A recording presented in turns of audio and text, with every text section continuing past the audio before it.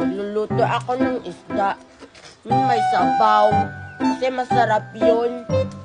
Oy, Marian, ano yung kinukuha mo? Para saan yan? Ito. Magluluto kasi ako, Queenie. Yung may sabaw. Marunong ka na magluto, Marian. Eh, di ba may yaya kayo? Bakit ikaw yung magluluto?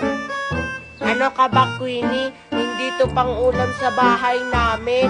Hindi kasi to nakakain. Naglalaro kasi ako ng luto-lutuan. Ganun ba? Di ba ako sumali sa luto-lutuan mo, Marian? Sige, Queenie. Ikaw yung kumuha ng mga bunga nito. Sige.